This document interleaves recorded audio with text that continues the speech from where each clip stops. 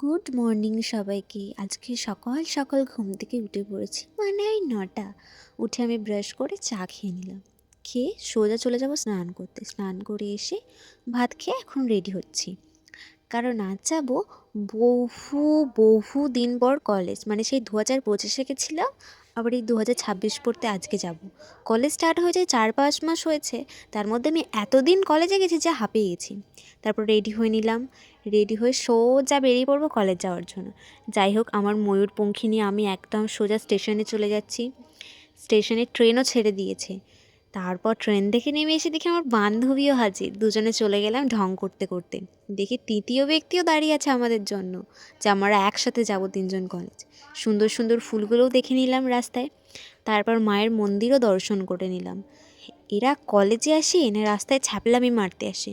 খুব মজা হচ্ছে। এ তো আবার মজায় আর নাচতেই আরম্ভ করে দিয়েছে, কারণ আমাদের 16 তারিখ থেকে এক্সাম।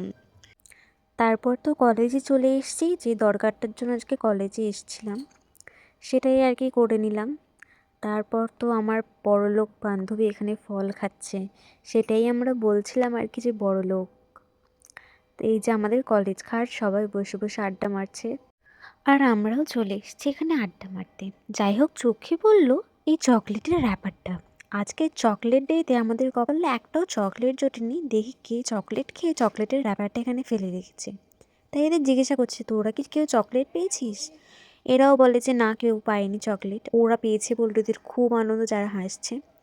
এরা পায়নি বলে এর খুব কান্না পাচ্ছে, খুব কষ্ট হচ্ছে যে এর বয়ফ্রেন্ড। তারপর আমরা স্টেশনে চলে আসি বাড়ি ফিরবো বলে।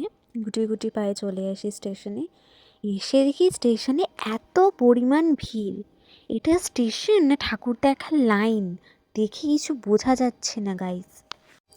এটা আমার ফার্স্ট মিনি ব্লগ। তোমাদের যদি ভালো লেগে থাকে তাহলে কমেন্ট করে আমাকে জানিও, আমি এরকম ভিডিও বানানোর জন্য চেষ্টা করব।